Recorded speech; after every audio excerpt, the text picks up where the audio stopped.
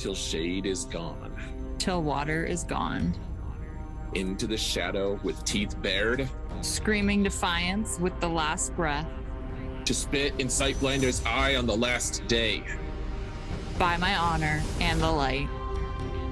My life will be a dagger for Sightblinder's heart. Until the last day.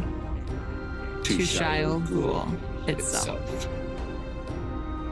This is A Dagger for Sightblinder, a podcast focused on all things Wheel of Time, with your hosts, Sarah Lucas and Adam Tricola.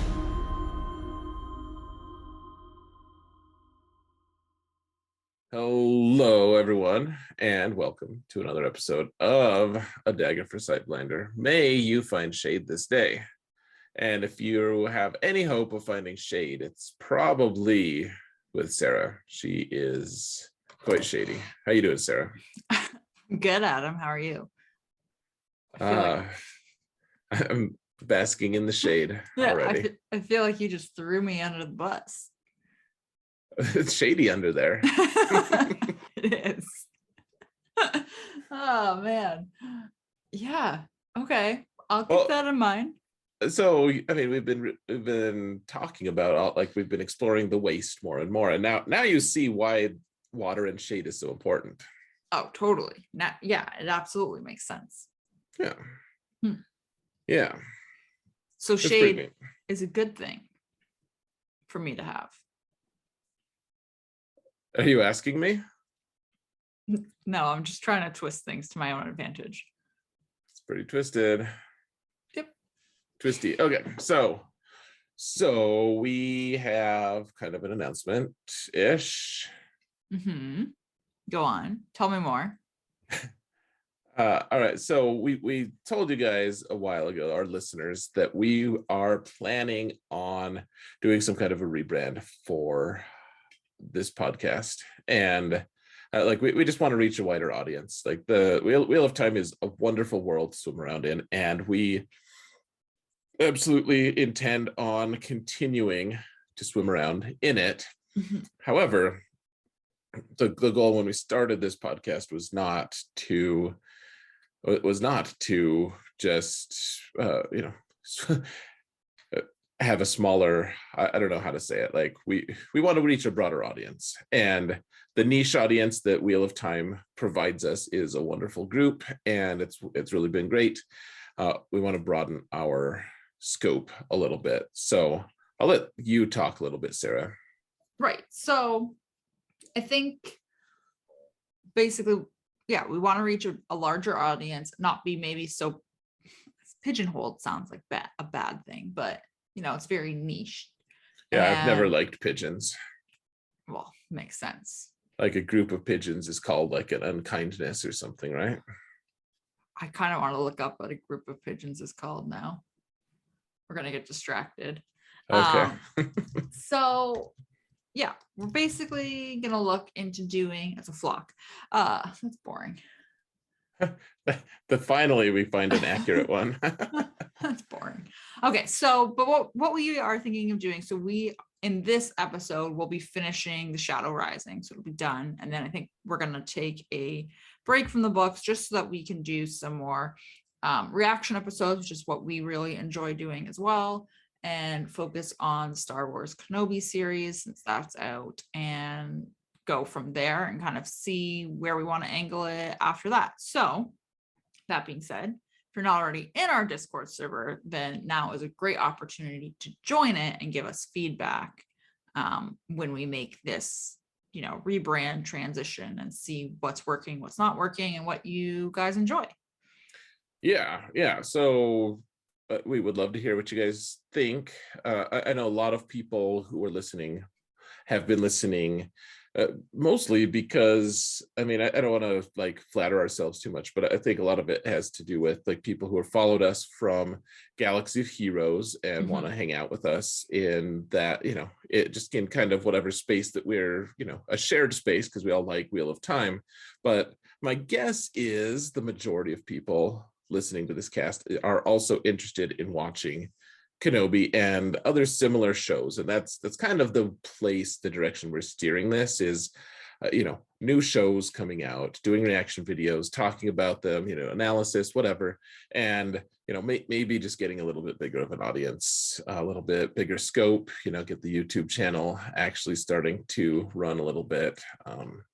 So we would love to hear your feedback, though. You guys, the people who are listening to us have been here, you guys were here first. We would love to hear from you. You get the vote. Other people won't ever have the opportunity, but we would love to hear well-reasoned discussion in our Discord server. So I think that'll be linked in basically any medium that you can find this, including YouTube and PodBean, iTunes, all that, Spotify.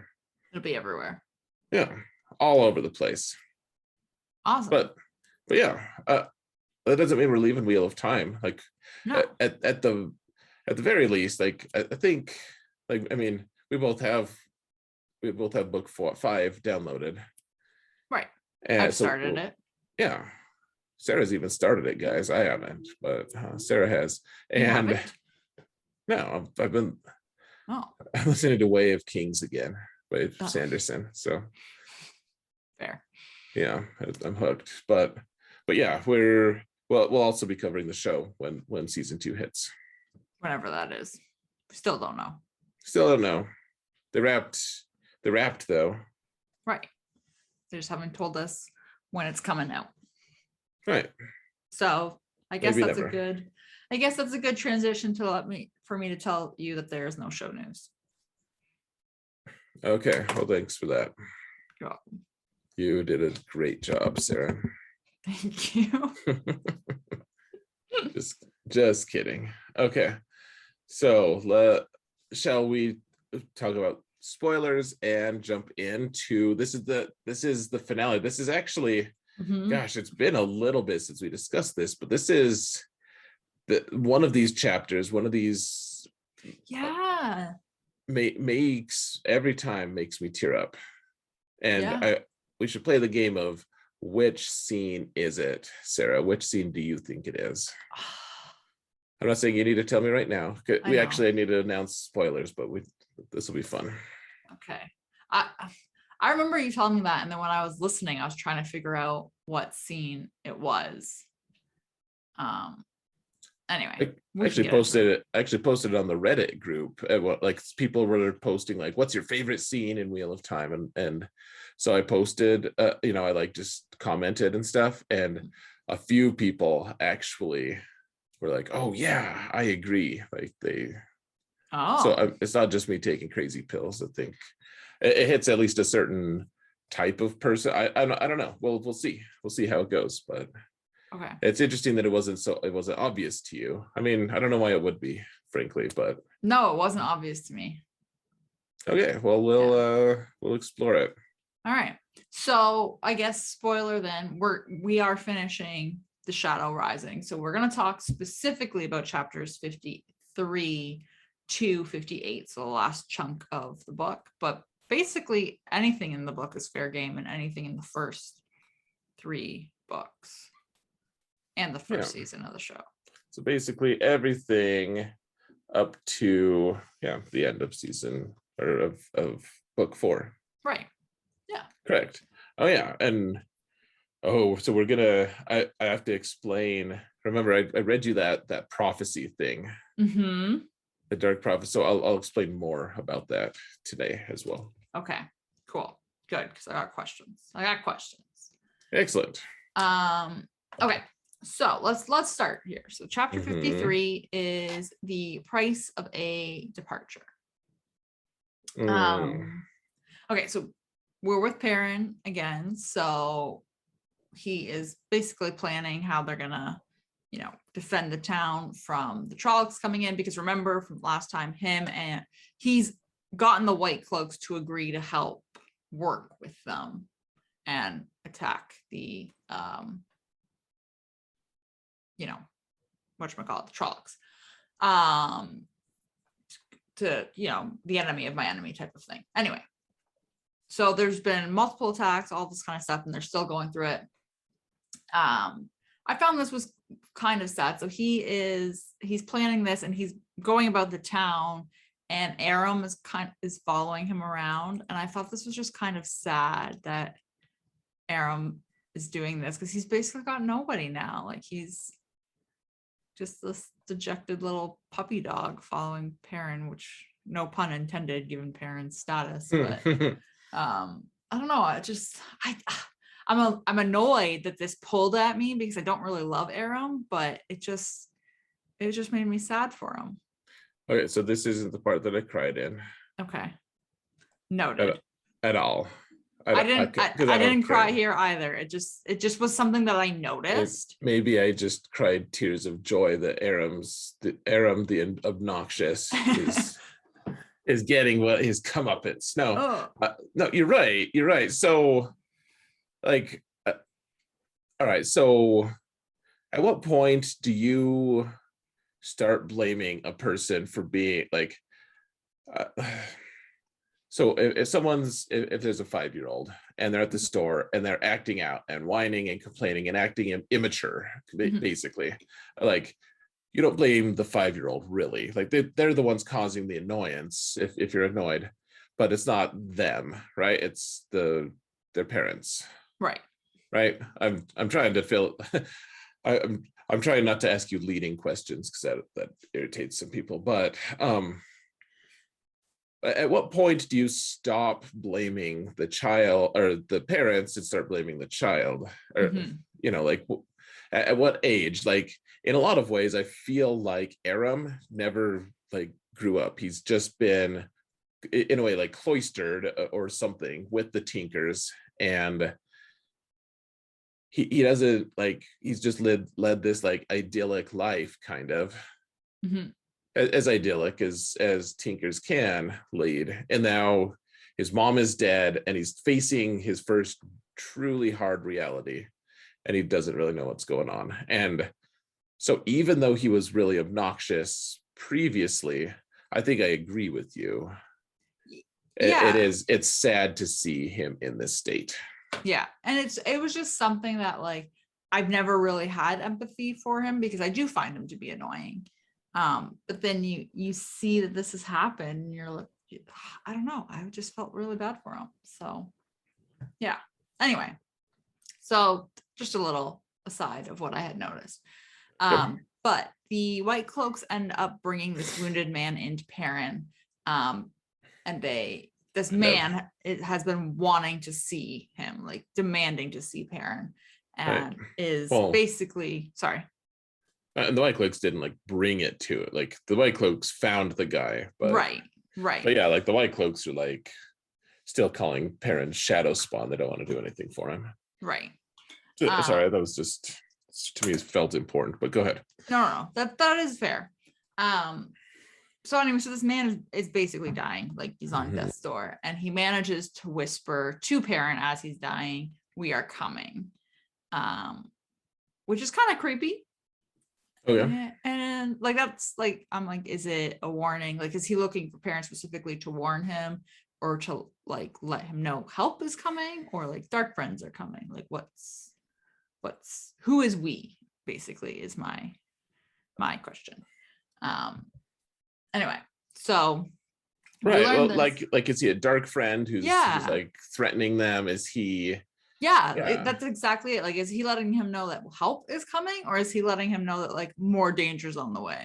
Right. Well, and Perrin kind of thought, like, maybe it's like someone from some, like, family from a farm who's, like, because everyone's flooded into the two rivers now, and basically the whole countryside is burning and everything. And Perrin's like, I can't imagine that there's, like, any substantial group of people who are still out there and still alive, because the Trollocs just are destroying everything. But that's kind of he's like, I don't know, I think maybe that's what it is. No one recognized the people, right? Or the guy, who knows? Right. What did you think? Well, that's what I was like, I don't know who this guy is. So my gut instinct right away was that it was help is coming. But then I really started to fixate on it, and I was like, is it help is coming, or is he a dark friend? Like, is he being like, oh yeah, we're on our way, bud, like, good luck, you fell into our trap, good luck, right? Like, that's sportsmanly of him. Yeah. So I don't know, just because he's demanding so much to see Perrin. But anyway, so that is that. Anyway, and then this boy runs in just to let Perrin know there's movement in Westwood, and it turns out that it is Loyal and Gall. And they left to go close the Waygate, but the Trollocs were coming through. And Gall is hurt, and they mentioned, oh man, this part just okay, sorry. They mentioned that there are thousands of Trollocs out there, like they've seen them, and they bring this up, and then Lord Luke comes in and is like, no, you're wrong, there's less than 1,000, and just starts undermining them. So you kind of get this like back and forth where you don't know if you're supposed to believe Loyal and Gall or Lord Luke. I personally lean towards Loyal and Gall because I think Lord Luke is a sack of crap. So crap with a sh at the start. Yeah, he's a crap sack of Shrek. I don't even know how I can say it. Of Shrek. Yeah, so you're right.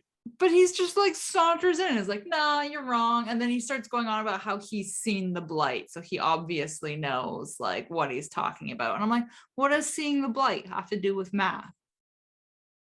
Well, see, that's where your Canadian heritage is kind of blinding you. So like having seen the blight, it's obvious that his math is better, but that's not something they would teach in your school system. So well, my question still stands. What does that do with math? Absolutely nothing. He's just being a D-bag. Absolutely nothing. Yeah, you're right. I mean, not to mention, like, so we're in Perrin's head, and right, we trust Perrin because he's our guy. Like, right. If we hate Perrin, then I guess we could maybe trust Luke. But like they make Perrin tremendously sympathetic, and Lord Luke as just a total asshole, frankly. Like, so, and then like you compare Perrin's like at that time like best friend, Gall, like his buddy, he's like who's an Aiel, and they've established the Aiel as warriors now, like we've been in the Waste, we've seen just how like they're really good, and so of course you're gonna believe Gall before you believe Luke, right? Like there's just no way. But yeah, Luke is like less than 1,000, and you're like, it's propaganda almost. Yeah, it's just undermining, and I don't know, just don't like him. Anyway, so he does this, which is super irritating. Yeah. And then Perrin ends up later on, he enters the wolf dream, and he has visions there with like Egwene is with women and she's scared, and Matt's naked and bound, and he's got this like spear like across his shoulders, I guess. I don't know how to describe it, across his back. And he sees Rand and rags and all this, stuff. But then he sees as well hundreds of fires, like campfires around, meaning that Loyal and Gall were right, and there are thousands of Trollocs, because these are like Trolloc campfires, I'm assuming, that he's seen. So Lord Luke is a sack of crap with a sh at the front. Big fat liar. Anyway, but then he also here sees Slayer, and Slayer ends up shooting an arrow at him, and then screams at him and disappears, and Perrin wakes up. It was all very weird, this whole interaction to me. I actually listened to it a couple of times because I was like, what? I was trying to follow what was actually happening between Slayer and Perrin, and it felt jagged. Okay, so they fight for a while. So battle chapter. They fight for a while, but this is important. I mean, this is why you got to listen. Like, even though you don't care about the action sequences, like, yeah. So Perrin ends up, he kind of traps him. Like he goes real still so that Slayer like Slayer's not used to being the one hunted. He's used to being the one and so Hunted. Slayer can't conceive of a situation where Perrin would have stayed where he was, and Perrin kind of just traps him. And eventually, like after they, Slayer talks for a while, eventually Perrin is able to shoot him, and then he wakes up. Yeah, so then he wakes up. So yeah, Perrin shoots him, not Okay.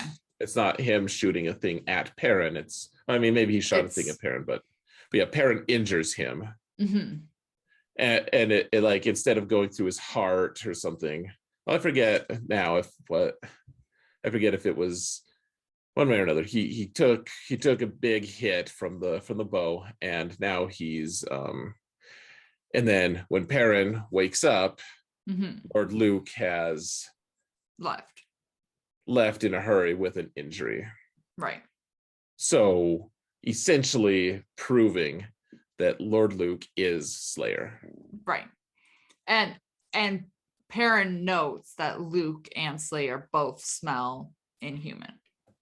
Yeah. Okay. Like they both have this similar scent to them. Yeah. Okay, so I think now is the time to tell you like what the deal is with him. So, all right. So with the prophecy thing says like they were two people and now they're one, basically. And so what it is one of them is like Lan's cousin. Okay. Yeah. Right. Because we've had this discussion of how they looks like Lan. Yeah. Yeah. So, and the other one is just like a random noble man. Okay. From like basically who so Slayer is essentially Lan's cousin, and the Lord Luke is just another guy, and through some machination of the Dark One, they're smashed into the same body. Oh. And they're one. And so like that's what that prophecy says. I guess you can delete some of this if I didn't save where it's at, but I'm going to try to find the prophecy here. So, you do that. I got a question then, because so they're smashed into the same, you basically have two souls, same body. Yep. A la, Horcrux style, Harry and Voldemort. So does Luke look like Slayer?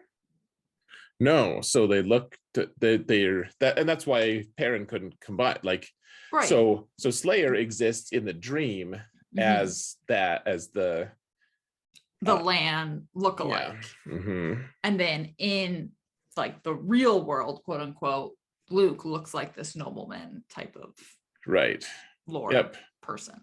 Okay. Yep. Okay. So here's the passage. Luke came to the mountains of doom. Isam waited in the high passes. The hunt is now begun. The Shadow's hounds now course and kill. One did live, and one did die, but both are. So they both are. Like one of their bodies is gone. Right. And it's probably Isam's body. Yeah, that's how I'm taking it, since he's the one that's stuck in the dream world. Right. Let's see. The time of change has come. Yeah, so that's basically it from that prophecy. But so one thing to keep in mind, though, later they like all the Trollocs yell a name, and it's I'll just say it because we're gonna go over it. It's Isam. Yeah. And that, like, clearly it's Lord Luke controlling the Trollocs here. Like, he's in command, basically. Right. It's Lord Luke, but it's also Isam, who is the cousin of Lan. Man, so, it's like a weird. Well, this is this is all stuff that you don't really need to know, but it's like, you wonder why the Trollocs are chanting his name, and like at some point Padden Fane is like, why did he talks about Isam at the end, and so he does like it's all there to discover. It's just like he doesn't ever spill it out, And Right. I think it's more spelled out in later books, and I don't want to spoil anything there, Mhm. but yeah, it's just a really interesting, like, You kind of need to draw the pieces together and and you don't need any of it really. It's just right. it's kind of, I don't know, it's maybe there's more stuff like that in Wheel of Time that maybe this passed over my head, but that is one thing that I caught after one of my rereads, that I was Mhm. like, oh, this is all right here. Actually, we can actually also know who Rand's mother is, but I won't spoil that. Right. You were saying that it's kind of all spelled out.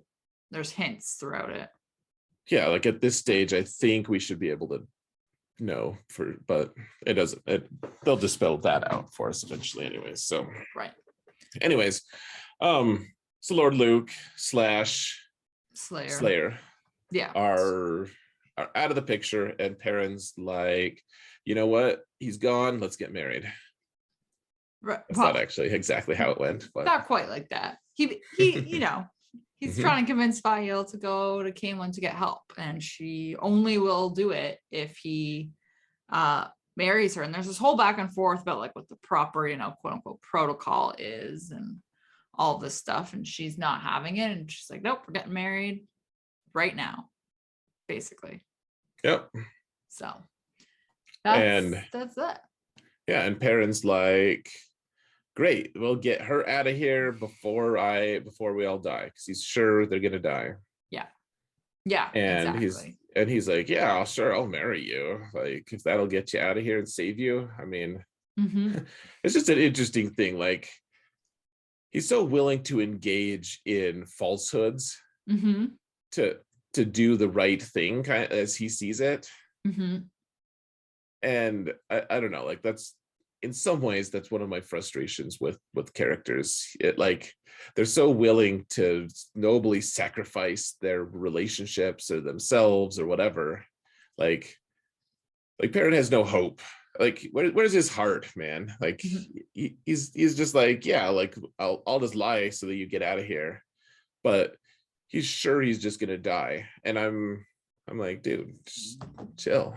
You Just fight. Like, I mean, he's gonna fight. It's just, I want him to stop being so gloomy, I guess. he's kind of counting himself out already before it starts, in a Yeah. way. Yeah. All right. Okay, so let's go to the next chapter if you're good. Oh, and now we've got Yeah. the girls. Okay. Now we're going with the girls for a couple of chapters. So sorry. Fair warning though. Okay. So do you think I cried in any of that first chapter? No. Okay. Continue. I have an idea of what I think it is, and well, I'll let you know what I think it is when we get Great. to it. Awesome. Okay.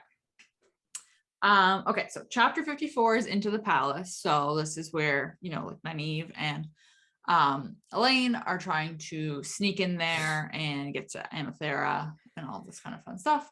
So Tom and Julian are basically trying to create a distraction in the city while Elaine and Nynaeve sneak into the palace, and Eggie, because I can never say her name right.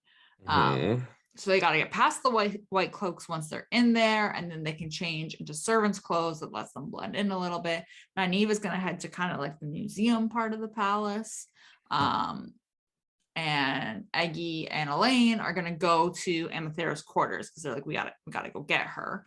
And they end up basically having to convince her that they are not her enemies, because she basically is like so traumatized from the Black Sisters and all that. She's just seeing them as Aes Sedai, and that's how I took it, at least, that she's just like, oh, you're Aes Sedai, like you're gonna hurt me too. And so they do have to convince her that, like, we're, the good guys, quote unquote, and we need you to cooperate so that we can get out of here and sneak out of here, which she does eventually, agree to. Yeah. So, I mean, I don't fault her for this, though. I just, yeah, I feel like it's worth mentioning that the Black Sisters are just so, evil. Yeah. I don't know. I don't want to like taint your perception of anything here. Okay. Sometimes I feel like the bad guys in Mhm. this are, I don't know, they're difficult to like kind of Spot. just like to understand. Like sometimes they're Right. difficult to spot. Like there's good like sus moments, you know, Mhm. for a lot of them, Mhm. and then that's actually pretty intriguing. But like the ones that are clearly bad, I'm always like, you're just like so evil for like no reason. Mhm. Why are Mhm. you this evil? And Like,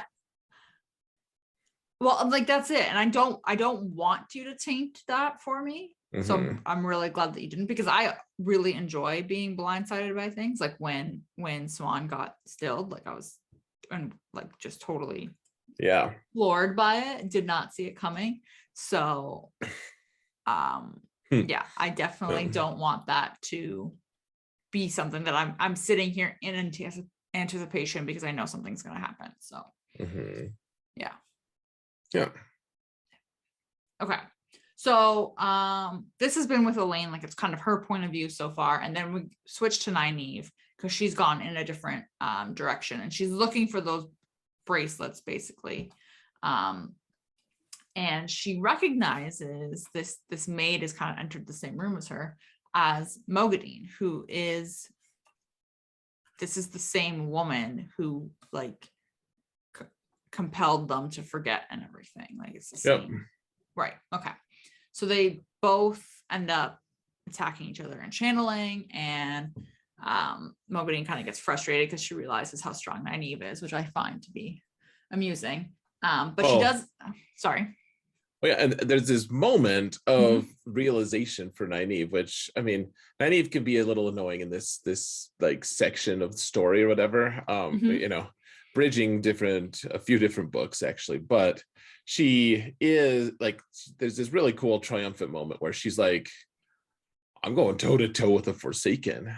Yeah. Like I'm as strong as a Forsaken. Like she's like, holy crap! Like it's a cool moment. Yeah, and she's realizing it. Mhm. And I think also like it's cool in that sense because she's realizing it, and also the Forsaken is realizing it. Like Mhm. Forsaken isn't just able to steamroll over her and be like, nah, we're carrying Right. on with whatever the plan is, right? So Mhm. it's pretty cool. But then Mogadine does eventually tell her about the bracelets that she is looking for, these things that are going to control Rand. And she says that eventually, like the man that is controlled by them, so theoretically Rand, would then turn and control the woman who is trying to control him, or the women trying to control him, and basically break free, Right. which I thought was interesting. Um, and so we learn like a little bit about her. We learned she was 200 years old when the boar was made, and she used to be an Aes Sedai, and she was considered young for an Aes Sedai. Like we learn all these little things that she's just telling Nynaeve. But then this, I don't know. I don't know if this is actually interesting or clever of Nynaeve or what the deal is, or just like foolish that Mogadine kind of like overlooked this. She ends up, Nynaeve distracts her because she throws the bracelets towards her, which Mhm. distracts Mogadine so that she can shield her from Sidar and then bind her with air so that she can't, you know, do anything. And she can take the bracelets, she can take the piece of the seal. Um, and Mogadine can't really stop her from doing this since she's been cut off and bound. Right. Um, Well, and I guess it's somewhat important.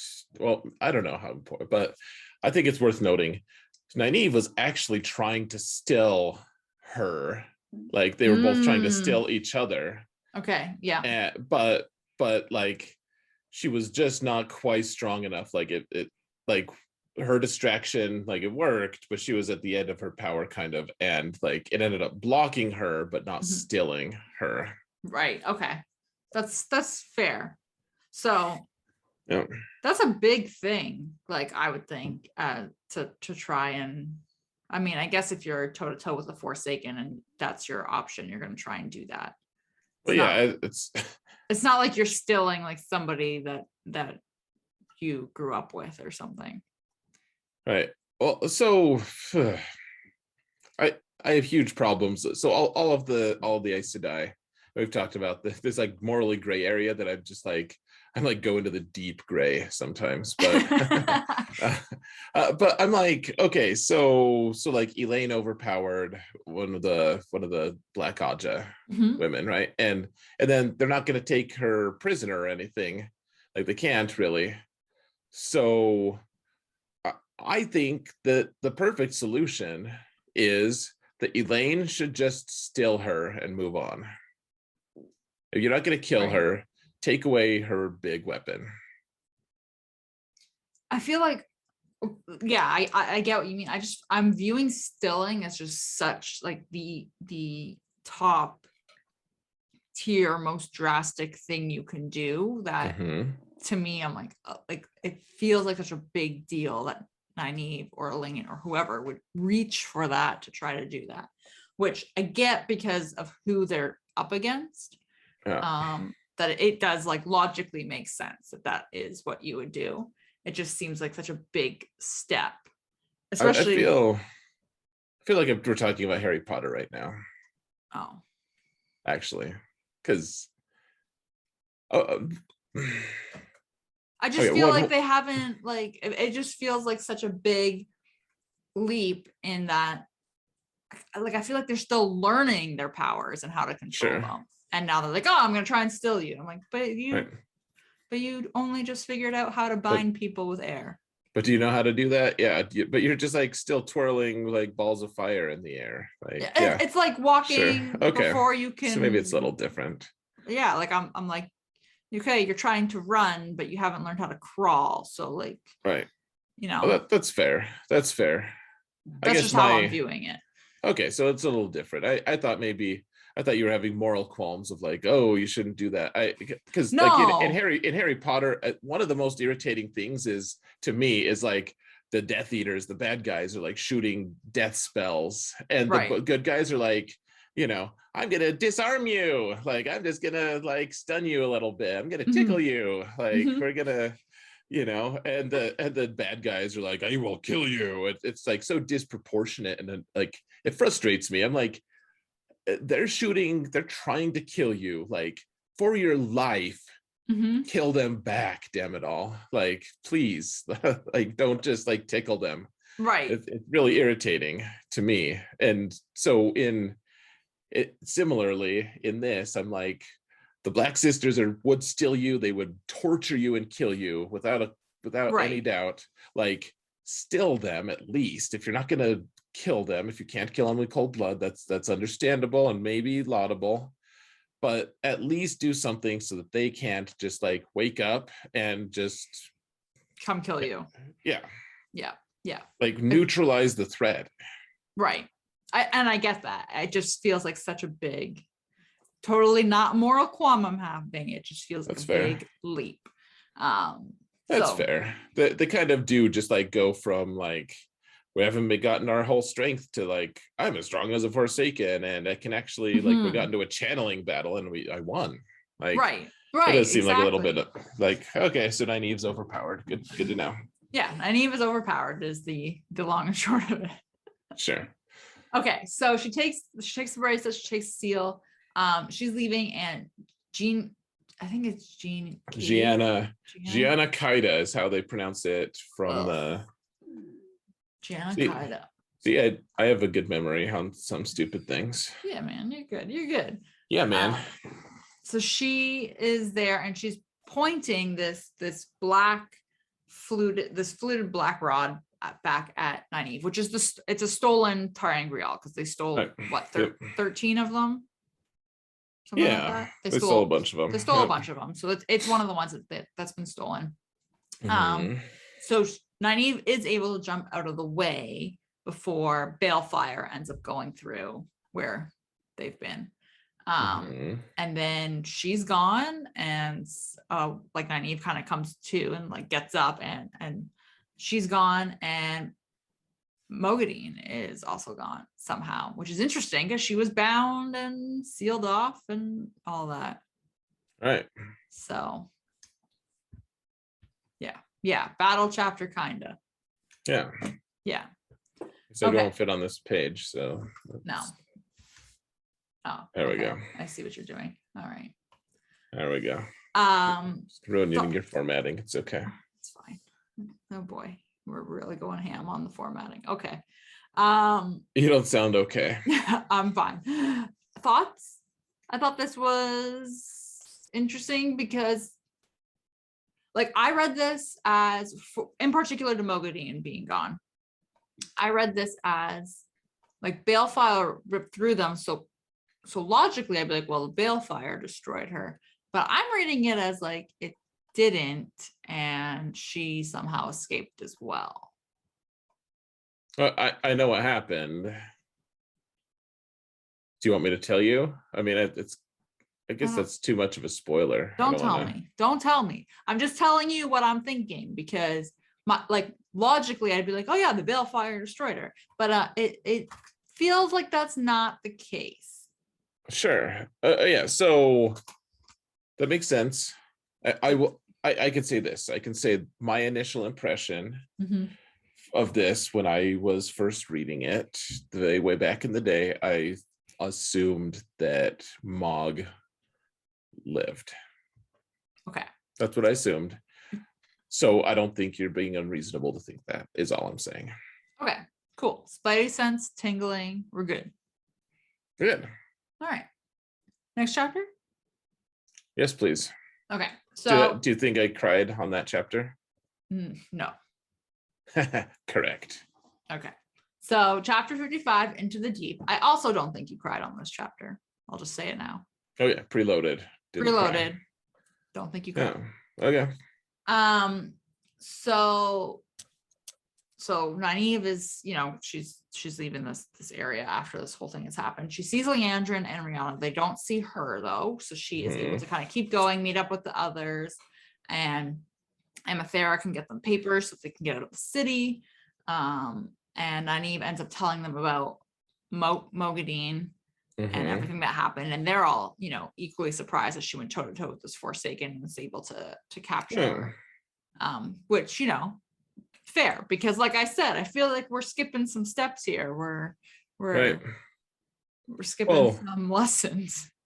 Well, okay, so here's a gosh, I feel like I'm being too critical in this segment, but no. I'm still going to. So I get so frustrated when characters don't have a sense of, like, they have too much humility in a way. Like you and I have actually had a lot of discussions on like my value of humility. Like I love humility. I think it's really powerful thing for people to have. In fact, it's something that I really try to cultivate in myself, which I don't always succeed, but it's important to me.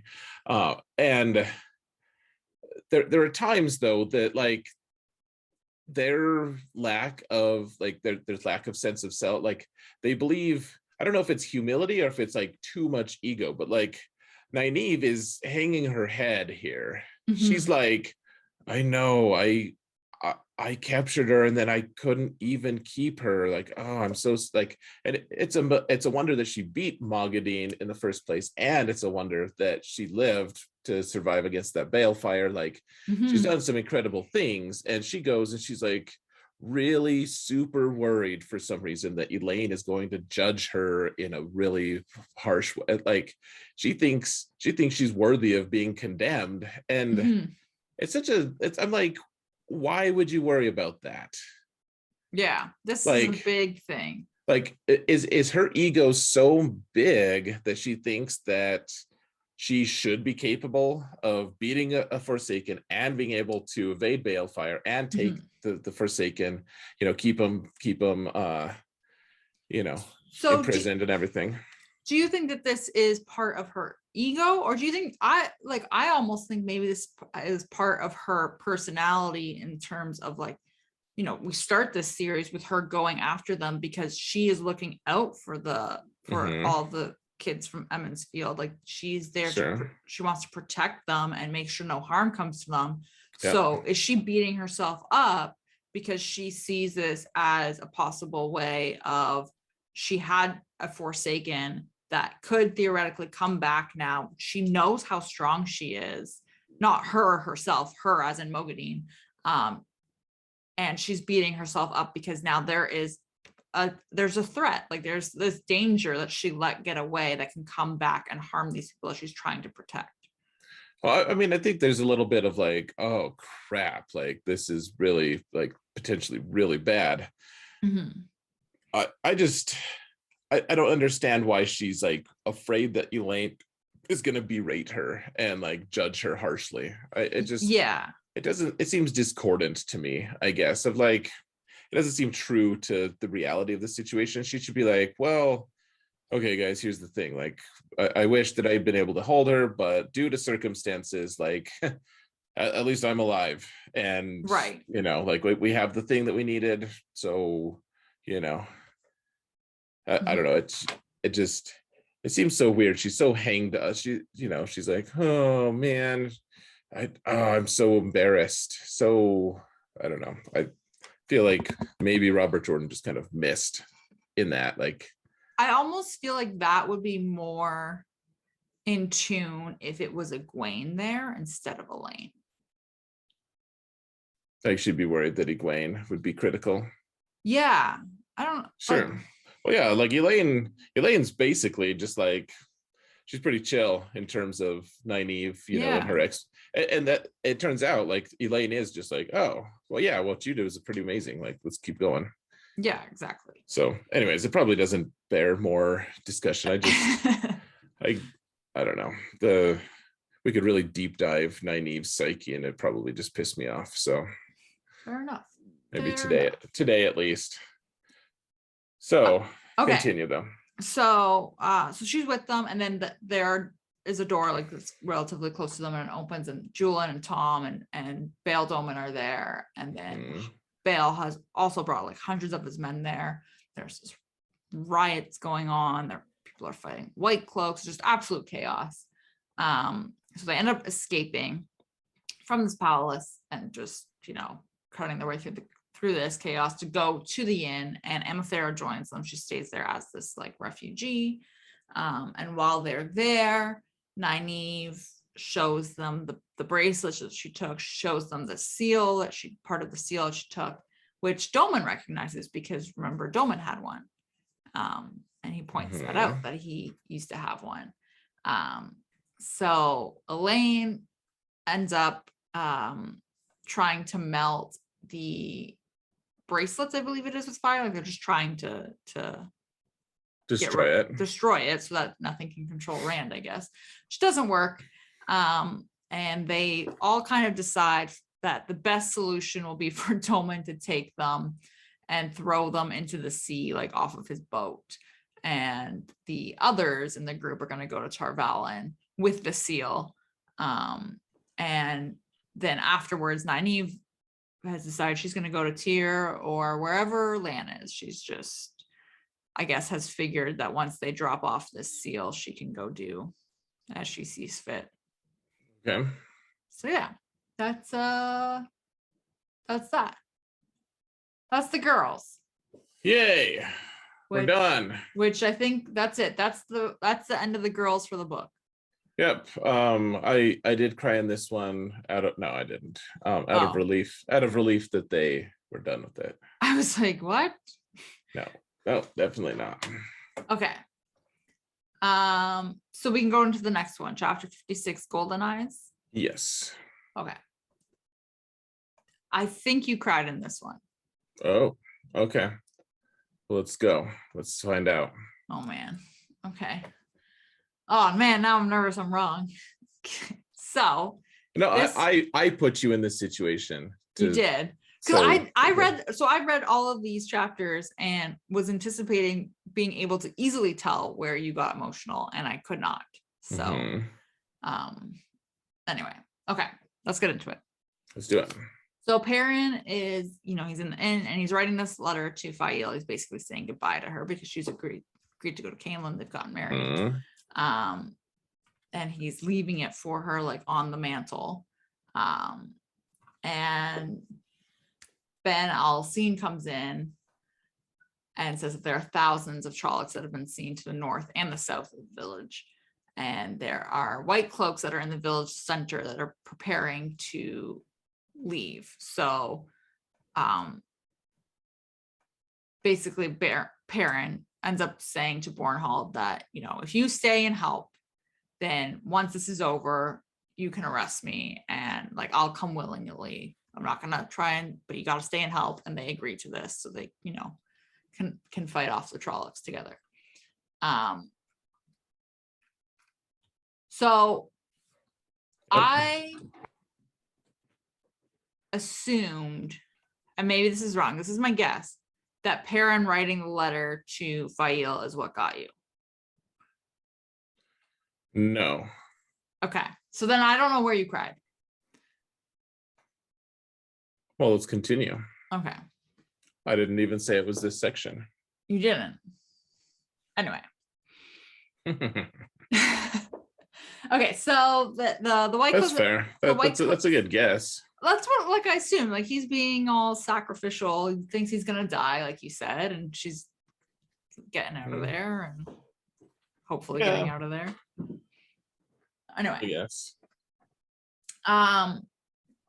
Okay, so Perrin, so the white cloaks have agreed to help, and then Perrin ends up going up to Varen, who thinks that Perrin is being interesting.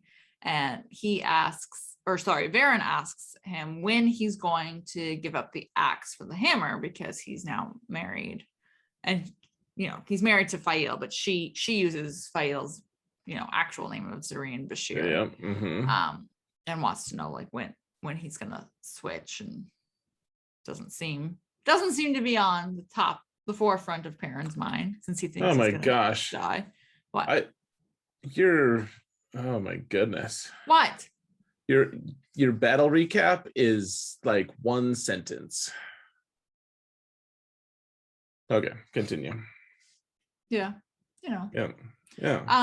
Well, okay, but this is the part though where you were saying the Trollocs ride in here, the battle's happening, and they shout Isam 3 times when they're coming in, which Varen also says, she notes that as well and finds that to be interesting, which I also found interesting. Remember, it was Varen who first read that dark prophecy, who like translated it. She translated it, that's right. Off the walls. So she's, I'm assuming, remembering that. Yeah, well, you can infer that kind of, yeah. Yeah, so then you've got these Trollocs all over the village, overrunning it. So you do the battle recap, please. Yeah, I will. Okay. So I'll try to be brief about it, but because this is where I got emotional. In this battle scene here. Okay. So, all right. So there's all these different elements going on. So like the white cloaks are waiting on their horses, just sitting pretty. And you know, so the 2 rivers guys are all fighting. But then there's also like there's the Tinkers, who are like they've got all the children there, and they're ready to, you know, like the Tinkers aren't going to fight, but they're willing to, you know, like carry the children off on their backs, you know, like, and run in the last moment. And so anyways, the 2 rivers guys they're getting overrun slowly, you know. And the part that always gets me is like they're getting overrun, and then I'm like feeling emotional right now, I think. So like then the women come in, and you know, they're all fighting the white cloak, or not the white cloaks, they're all fighting the Trollocs. And you know, Perrin's like, you know, at like Perrin's real surprise, he's like, what? You know, we were getting overrun, and that like the women are the ones who like turned the tide for a minute. And it's still looking bad, but like, I don't know, that scene of all the different women, you know, just coming in and they don't even have weapons, and you know, their resolve to fight is so, they want to take care of everyone, of the men. And I don't know, it just always gets me. That's fair. So, anyways, they're still being overrun. It's still looking really grim. And then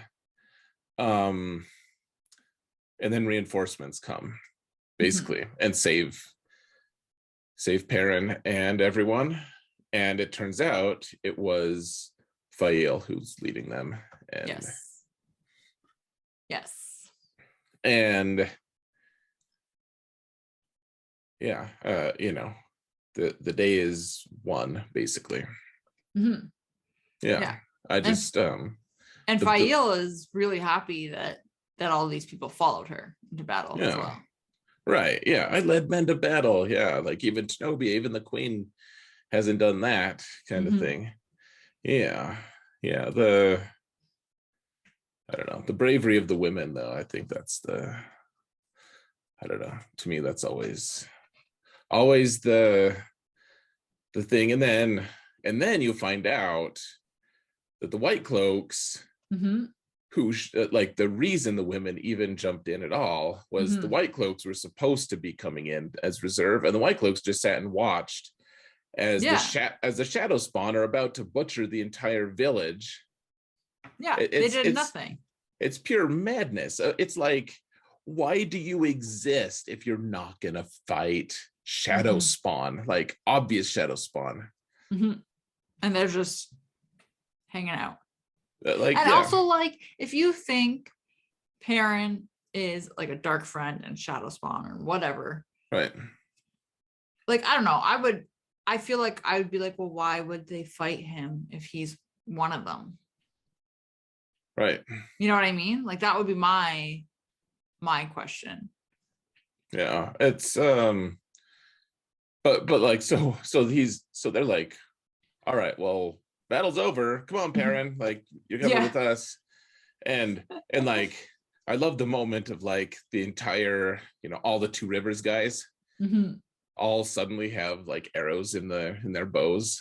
And it's like, if those White Cloaks try anything against Perrin, that they're not leaving. Like they'll be dead with the Trollocs too. Yeah. Well, and I mean, like even Perrin, they're trying to arrest him, exactly that, and say like, come on, like battle's over, we had a deal. And Perrin's got like a really good, I should have written it down, he's got a really good line here where he's like, no, like the deal's broken. Like, you guys, I said if you stayed and helped, and you didn't help. Yeah. And it's just such clever wording. It's almost like Perrin knew that they would just sit and do nothing. Right. Well, yeah, it's such a like, but if they had helped, he would have just like let them cart him away and kill him. Like it's annoying, actually. So yeah, so anyway, so this whole thing, and exactly what you said, where that all of the men are just not letting it happen. So eventually the White Cloaks have to, retreat out of the village. Oh, and then like the mayor of one of the villages is like, talking to Perrin and my lord, and like everyone's calling him my lord, and like he's essentially just the lord of the Two Rivers, kind of, at that point. Like he's the king. I mean, not the king, I shouldn't say that, but he's somehow, like, his Taviran nature has twisted it into, I mean, he's done important things, but should he really has Perrin's actions really made, I guess, some of it, like I guess he did save a lot of people by like talking them out of their farms and everything, but is that really enough for everyone to be like, oh yeah, my lord, my lord Perrin? Right. What do you think? I don't know if it's like that, or if it's a combination of him like repeatedly leading them into battle and making these defensive plans for them. And I think all these people are just seeing the consistent things that he's doing for the two rivers. So it's Yeah. I think they're just viewing him as the natural leader. Okay. No, I think, I mean, I don't oppose it. It's just, it's kind of funny, you know, like these really stubborn people who've never had a lord, and they're all just ready to, oh yeah, okay, well, now we have a ruler. Yay. Right. I mean, though I will say, like, in times of war, you really kind of do need one person to be making more decisions. Mm-hmm. You know, like having a council is all well and good, but if there's action to be taken, like you do need someone. So, you know, I guess that in some ways, like the immediacy of the situation is kind of pushing him toward leadership as well. Right. So yeah, anyways. I think that's what's ending up here, or what's happening here. Yeah. Okay. So then, like you were saying earlier, we get that point of view from Pat Fane, because that's at the end of this chapter where he doesn't understand, like he's talking about Isam and why all of a sudden the Trollocs stopped coming in. Like they're not there, and he wanted to, you know, destroy the two rivers. He wants Rand's attention. So yeah, he's leaving. He's headed for Camelin, and then he's going to Tarvalon. I guess he's had enough. Well, this plan here has clearly not worked in his favor. Right. So. Yep. So he's gone. And to rewind just a slight bit, Fael gets all forward with Perrin, and she's like, "Oh, let's go have sex now," essentially. And he's like, "Oh," and he's like, "Okay," and just like carries her to the inn. It's real funny, and everyone's just like grinning, and he doesn't care. It's just funny. Like they finish the battle, and she's like, "To the victor goes the spoils." Like, yeah, it's just funny. And I guess they're married, so go for it. Go for it. This just made me laugh. Like Robert Jordan implies so much. So okay, so that's the end of that. So obviously, like you said, Isam was you know, bringing in the Trollocs, controlling them, which is Lord Luke / Slayer. Yep. So that's fun. Yeah. That's fun. What a great It's lovely. guy. Yeah. We don't know what happened to Lord Luke, though. No, we don't. He's just disappeared. Well, he left with that injury after Perrin's dream, right?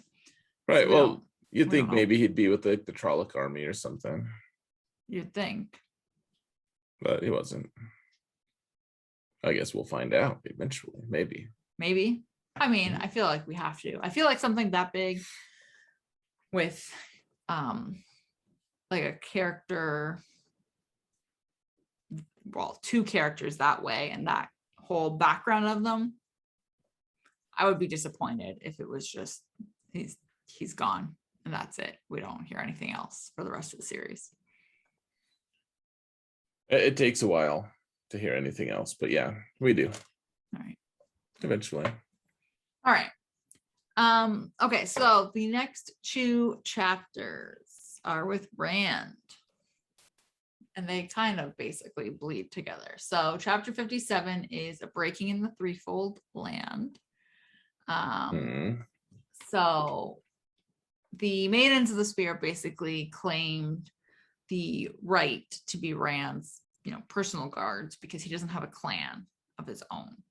And since his mother was a maiden, they basically have decided that this is what they're going to do, and they're going to head to Alcar Dal, and because this is what Rand's decided. He's like, we got to go to the meet with the chiefs. So they get there, and 5 other clans have already gotten there, and the Shido are there, then they have the largest numbers apparently. And Couladin is there, our favorite guy. We love him so much. He's great. Yeah. He's super awesome. So he does not want Rand to enter. But then eventually the Shido and him have to back down, because as Rand arrives with his people with the Tardad, more and more numbers are starting to come on his side. So they do end up having to back down from that. And then I thought this was kind of amusing that Moiraine and Lan both wanted to go in with Rand and they were denied. And, you know, Rand's like, nah. And then Mat asks to come and Rand's like, yeah, you can come. Right. Yeah, I thought that is funny. Like, yeah, you're allowed to, you can take along, bud. But it's also funny too, because Mat keeps talking about how like he wants to get away from Rand and he wants this Ta'veren to like break. But then he also is like, yeah, can I come with you? And it's one of these things for me where I'm like, it's funny because you know that he wants to break away. So it's like, do you actually want to go, or are you just saying it because it's the Ta'veren's making you say it kind of thing? Right. Oh, I kind of think it's his friendship is you know, like finally showing through a little bit. Like he's being supportive. Yeah, like he feels like he tells himself, I'm gonna leave at the first chance that I can. And then and some of it might be like Ta'veren saying like, yeah, like, I think that Mat he genuinely cares about Rand, and he's like, oh, he's going into a dangerous place, I'm gonna go too, and I'm gonna I've got his back. Yeah, I think he does too. It's just funny when you know that the whole time he's been like, oh man, I wish I could leave. Right. I wonder how Perrin got away. Like, well, but he has similar things, like when in the last book, yeah, like he's like, I'm no hero. I don't want to do anything nice for anyone. They have to pay, you know, and he's telling himself this. And then he sees the like starving woman with her kids. And he gives them the coins. And that's totally different than the things he's thinking in his head. It's just like he does feel these things, and we just don't. He's telling himself a different story, even as he's like innately heroic, kind of. Right. He's trying to paint a different light, and then. Yeah, I mean, it's like a guy who's like, I'm, you know, like a guy who has the persona of, you know, I'm real tough or whatever, and then, you know, it turns out to be different somehow. I mean, you know, everyone tells themselves that they're a certain way. Sometimes it's true, and sometimes it's you know, that's their hopeful interpretation of themselves. Right. So okay, so Mat goes in with him. And then so we're in, and Couladin is now claiming that Couladin himself is the Karakharn. And he's showing these dragon marks on his arms that are like Rand's, because Rand's got them too. And Rand's like, he shows his and is like, well, I'm the Karakharn kind of thing. And wants to know what Couladin saw in Rhuidean, which Couladin's all like, no, we can't talk about this. Like, it's forbidden, which, you know, like clearly he's trying to get out of this type of thing. Right. And the clan chiefs are also resisting wanting to know, because or not wanting to know, but wanting it discussed about openly, basically.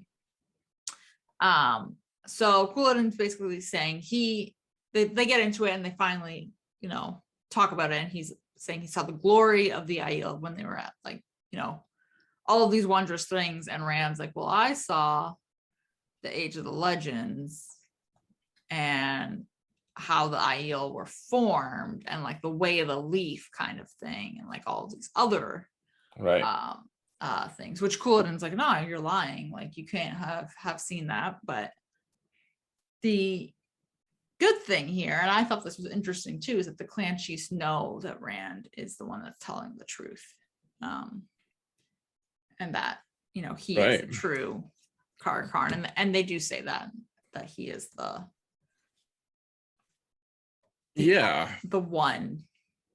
He's the Karakharn. Yeah. It's a really interesting moment, actually. It is. Because because Culloden is, he's like, we were always warriors, we're powerful, all this stuff, and Rand's like, no man, we're not. And so all the Aiel who don't know it, they're like, oh yeah, well clearly Culloden like knows his stuff. Like, of course we're warriors. And then the clan chiefs are like, I mean, they're actually feeling real antsy. They don't want Rand to announce it in front of everyone, Right? but Rand feels like he needs to, and I actually back Rand on this. I think he should have. So yeah. Yeah, So, I just thought it was, it's interesting. It is interesting. It's fun. Yeah, and you can tell that the chiefs don't want him to make this public knowledge from the very start. They don't want this being discussed. Anyway, so obviously Culloden has a temper tantrum and decides to throw a spear at Rand because he's not getting his way, I guess. I don't know. Yeah. Which may as well be a whiner. Yeah. So Adeline, one of the maidens, ends up blocking this spear that's headed for him. And then, fighting ensues. Rand starts channeling. There's just, battle chapter, I guess, among the Aiel. But then Lanfear shows up. Isn't that interesting? Yeah. Who's Lanfear? She's one of the Forsaken. Yeah. The most beautiful woman you ever did see, apparently. Oh, great. Yeah. So she shows up and she kind of puts this, like, I don't know, like a shield, I guess, around Rand and her, and says that Asmodean is the one that is behind Culloden's dragons. Because I was wondering this, like, when I was at the start of this chapter before the fighting happened, like, how does Rand have these dragon marks and also Culloden have these dragon marks that look the same? So anyway, so she says that Asmodean is the one that is behind it, another one of the Forsaken. And he's also the one that's behind the drag car that were attacking there when they were camped out, and trying to kill Rand. So she lets him know that he's going to Rhuidean. She doesn't know why he's going to Rhuidean, and Rand just like channels and creates this gateway and steps through it to go to Rhuidean to go chase down Asmodean, which I didn't know Rand could do this. Well, so we saw Asmodean do it, though. Right. We saw someone do it. So he just copied it. Yeah. And figured out. But yeah, I mean, I guess my brain is still like, oh, like skipping baby steps, but I feel like it makes more sense for Rand to skip if he is, I mean, I shouldn't say if, because we know he is the Dragon Reborn and he's this really powerful character and channeler. It makes sense that he would just be like, really, you can just copy someone and do it on your first try, is kind of my train of thought. I'm like, I guess that kind of makes sense. Yeah. It's a, I don't know, these boss fights at the end. These boss fights. Like, I mean, that's basically, it's like every time at the end, Rand is like, oh, all right, I'm gonna fight. Which bad guy am I gonna fight this time? And then it's just like this fog of like, if there's fights that I think are worth skipping, it's usually like the final thing with Rand versus a Forsaken or whatever. The boss fights. Yeah. I mean, which, I mean, I don't know if these are real, if this one is, I guess it is kind of a boss fight, but okay, so let's just go into the next chapter. So because it's basically all one, the traps of Rhuidean. So Rand steps through this gateway and is following Asmodean. And then plot twist, this, by the way, shocked me, did not see this coming. Asmodean turns around to kind of like look back at Rand, I guess, and Rand sees that it is the fate, like it's Jason Atil, the like Gleeman. Not Kadir, but it is Jason, which I was just like, what? This floored me. Nice. This I did not see coming. I knew Jason was like kind of weird, Yeah.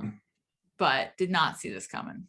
So Yeah, they did a pretty good job of hiding it. yeah, because this whole time I've been like, Kadir's the sus one. He's the one that's weird. Yeah. And not good. Mm-hmm. I still think he's sus. But this I was like, wow, okay. Anyway, so both of them are running through Rhuidean. They are obviously channeling and boss battle. So they're destroying the city in the process of this. Like Avendesor is on fire at one point. They're just channeling. And Rand ends up channeling through the Angreal that he has from Tyr. This like a statue. This Angreal. Yeah. And that's how he ends up defeating Asmodean here. Yeah, so they're channeling through this enormous thing that could just break the whole world, essentially, and he's able to get just a tiny bit more. You know what it always reminds me of is in The Office. Have you seen that? Yeah. So like Dwight always says like that he used to be part of twins, and then he like, but he calls it like resorbed or something, his twin in his and he's like, so I've got the strength of a man and also the strength of a tiny little baby on top, like he's like, I have the tiebreaker basically. And that's kind of what happens with Rand here. He's like, it's an insignificant amount of the power compared to the craziness that they're channeling. It's just enough to break that stalemate, kind of. Right. It's just enough that he's able to win. Yeah. So he does this, and then the fog ends up disappearing from the city because Rhuidean has been shrouded in fog. So that disappears, and then Lanfear appears again, and says that she is shocked that Rand was able to sever the bond between Asmodean and the Dark One. Which is obviously what he did when he was channeling. And I thought this was pretty clever of Rand, because he was like, yeah, well, I got the idea from something that you said, something Lanfear said to him. So he figured he would do it and trick them. And he's like, you said I needed a teacher, and I do need a teacher, but I don't want that teacher to be tied to the Dark One. So this I thought was pretty humorous, because this whole time she's been like, you need a teacher, one of the Forsaken can teach you how to channel. And he's like, yeah, that's a great idea, but we got to break this bond first. So he just does it. Yeah, he does the same thing that he did to Baalzamon. Yeah. He's like, oh, there's a black tube, let's cut it. Yeah, this weird thing. Okay, which cool. is the bond, I guess. I suppose. Yeah. So they agree that Asmodean will stay, I guess, as Jason Natil, as a gleeman for the Dragon Reborn. So this is going to be kind of like their cover story, but really he's basically going to be teaching Rand how to channel moving forward. And Rand's like, cool, I want to learn how to shield my dreams first, because as we know, and he had learned, is the Aiel Wise Ones and other people, the Aes Sedai, they're all spying on him in his dreams. Yep. So he wants to learn how to close that off first. So Lanfear ends up leaving the city, and Rand and Jason are going to leave the city as Asmodean. He ends up finding, before they leave, Rand finds like the female part of this statue of the Tara Angreal, or the Angreal that he has. And when they go back, Moraine notices that he's got two statues, not just one now, but she doesn't really comment on it. She doesn't comment on it at all, actually. So is it okay? Actually, I do have a question, and I don't know if this is a spoiler or not, so you don't necessarily have to answer it. So he had the one statue, and now he's left with two. So he's got like the two halves, I guess. Does that make it stronger?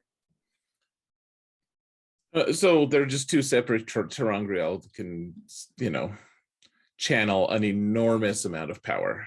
That's all. Like, so I guess, let's see. So that doesn't make them stronger just because they're together, but I guess like if he were to, for instance, give one to Moraine or something, someone who he can trust, then he'd have two incredibly strong channelers. Like he could channel himself with it and then have, someone Moraine else or someone else. Okay.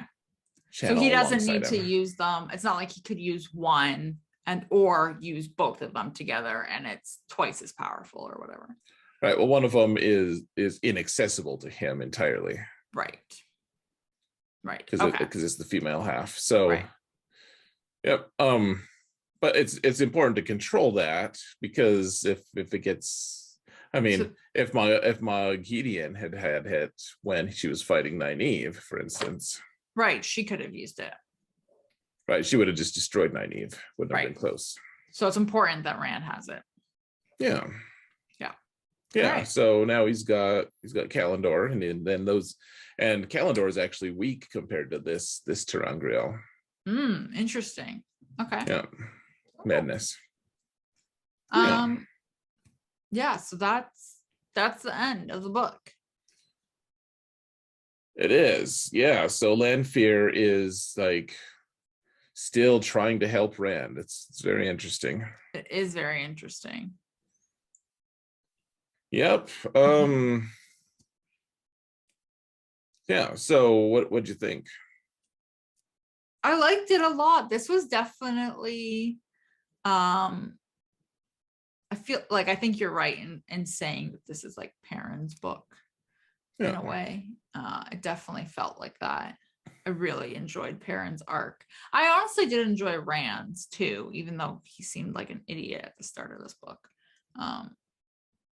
I do like that we're seeing him progress, but I really enjoyed Perrin's, and now I have all kinds of questions about this Luke Isom thing.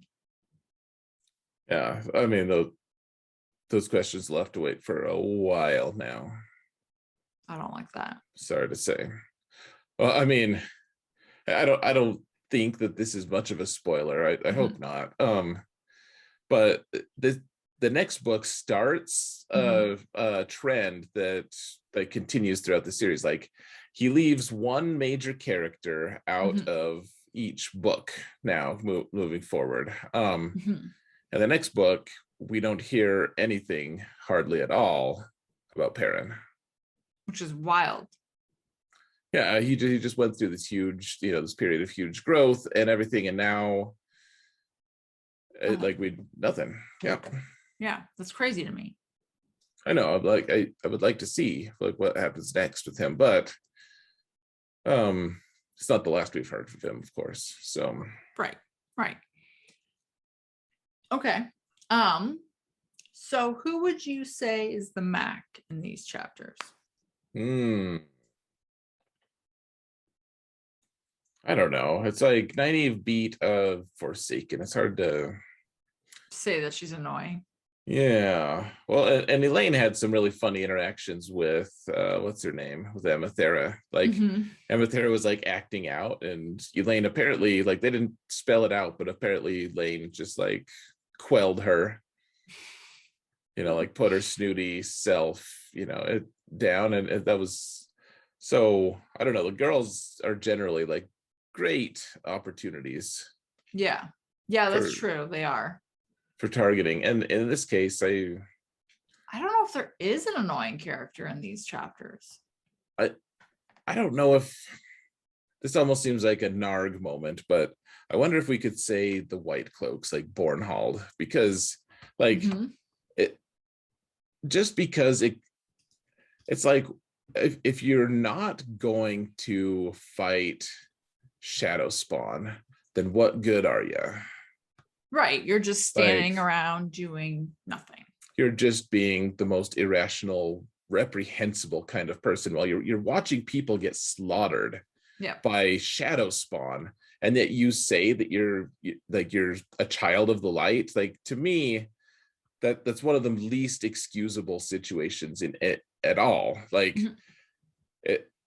it's just crazy because of your paranoia and your hatred. Like, what good are you? So I don't know, like, it's not like Bornhold is a main character. He kind of is the bad guy, and yet Mhm. I don't know, maybe him. What are your thoughts? Yeah, I could well, I feel like going off what you said, it just kind of taints their whole shtick. Like, you're Right. just being hypocrites.